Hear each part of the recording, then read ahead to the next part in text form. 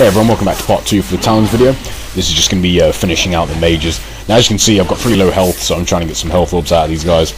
And that running X move is actually really good, because you've got a pretty good chance of beheading ninjas and pretty much any other kinds of enemies with that. So always good to bear that in mind. This is a really annoying wave on format B.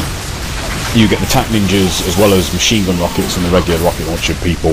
And the reason this wave is just even more annoying than the final multi-rocket launchers, in my opinion, is because the TAC ninjas have a really annoying habit of stun-locking you with their machine guns, and you can just get pummeled and pummeled and pummeled with rockets, and there's really nothing you can do about it. If you get really unlucky and they just, stun-lock you constantly, they're going to kill you, and that's really, really frustrating if that ever happens.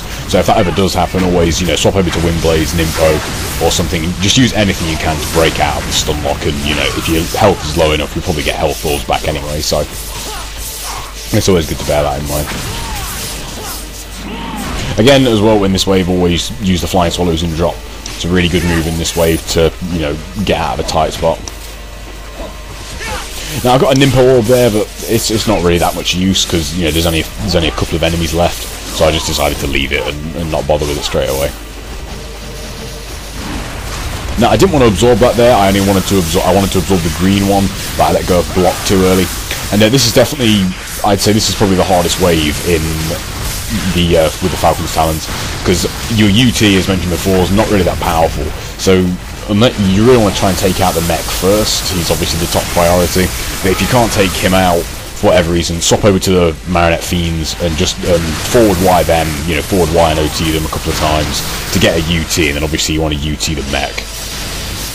Now, if they block the forward Y, don't back away, because you can just follow it up with another one instantly, and if that doesn't delimb them, just carry on doing it till you delimb them. And the in-air XXXY is also really good to use on the like the four-legged ones. Now, I got a green essence there, but obviously didn't decide to use it for the actual multiplier, because the UT at this stage was far more valuable to use a UT rather than just get time and be stuck with two mechs and have no essence for UTs. The one that I'm fighting now, they're obviously very easy to fight on their own, but when you throw in, a giant fiend mech as well, it's really annoying. Now, I was going to try and charge for a UT there, but there was really no point, because obviously I'm not going to get the benefit from points, so I just decided to play it safe on the four-legged ones and just use the forward Y. And I thought I'd just get a UT in here for fun, so. And this wave is obviously the same as in Format A, it's just, loads and loads and loads of these machine gun rocket launcher enemies. And it can get really annoying if your Flying Swallow doesn't register here. If you just do that downward kick, you can lose a hell of a lot of health if that ever happens to you.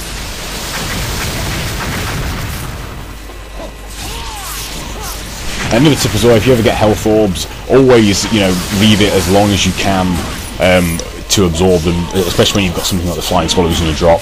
You can kill an enemy, let his health orb dangle there for a little bit, and then just try and kill a couple more, because then you're more likely to get more health orbs if you leave a health orb out.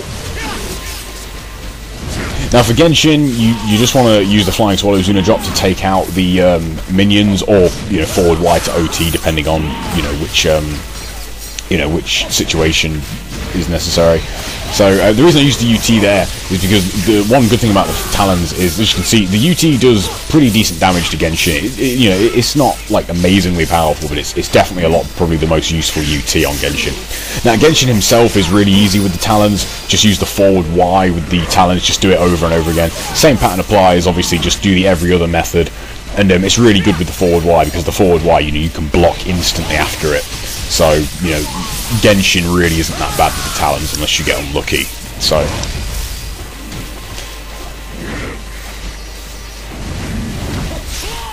now I'm trying to get up that ninja, scoop that ninja up for the Azuna drop near Genshin, because the Azuna drop splash damage does really good damage to him, and sometimes it double connects, and it seems to double connect a lot more with the Flying Swallows Azuna drop with the Talons than any other one for some reason. That was a bad move there. I tried to go for the XXXY Azuna drop. Obviously Genshin can get you out of that, so don't use that, too often.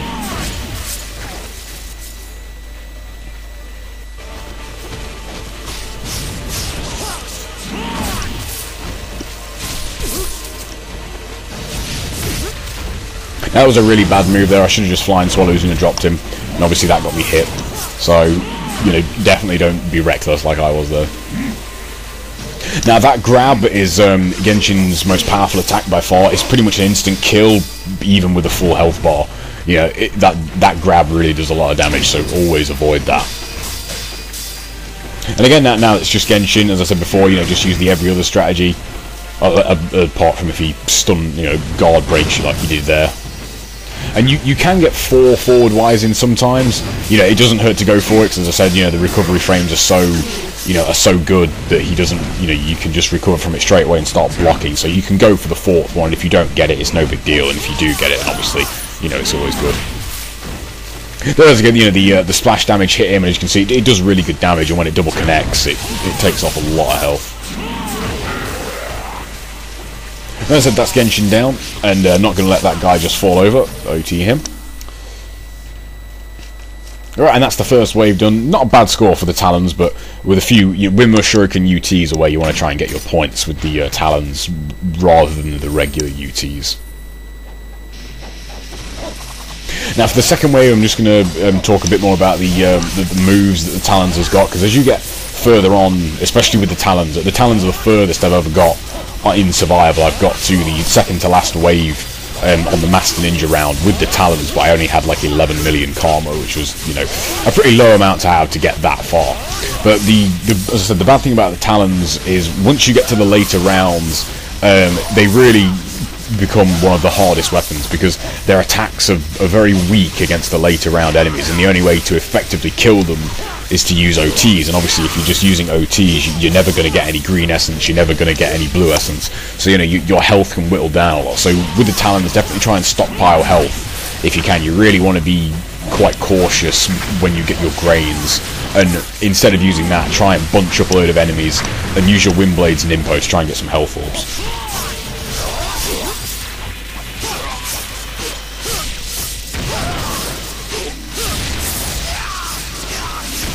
Again, just showing more of the forward-wise effectiveness. It works a little bit better in this wave. Now, I just want to elaborate quick on those the D-leg ninjas. I think that was that ninja that tried to do that attack on me then had his left leg cut off, and if they have their left leg cut off, they won't do the where they grab hold of you and stick you with an incendiary shuriken and then kill themselves. They'll do that one where they try and stab you. So if you notice that you've got them delimbed with the left leg, you don't really need to bother about them as much as you would on the others, because obviously that incendiary shuriken suicide, you know, does a hell of a lot of damage and is insanely annoying to get grabbed like that. Now again, I'm making, you know, the same mistakes. I'm not really using the Windmill Shuriken UT that much, which is, you know, obviously a bad thing to do. You really want to be using the Windmill Shuriken UT. But as always, you know, there's a trade-off. If you use the Windmill Shuriken UT too much, you know, you can lose a lot of health by it. You know, it does get you the most amount of points by far, especially with a weapon like the Talons. But, you know, it can lose you a lot of health in the process, and as you're going to be doing it with UTs, you're not going to get, you know, any health back.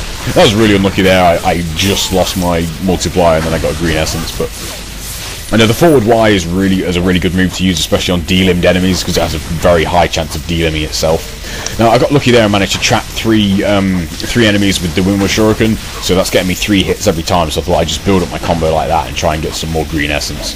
And you know, I got 1, so it was worth it, I suppose. And again, the forward Y is really good.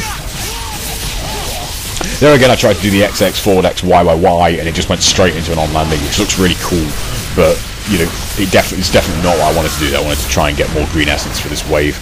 This wave, you know, in format A and B, it's obviously the Vangelfs are replaced with IS Ninjas, and I actually prefer when they're replaced with Vangelfs, because the Windmill Shuriken, you know, they're a much bigger enemy, so your Windmill Shuriken's got a much higher chance of hitting them than it has something like IS Ninjas. And again, the forward Y is really good in here. If your UT chain ever gets broken, just start forward Y and an OT and to get your essence staggered. And that wraps up part B, and thanks for watching again, and I'll see you in part C.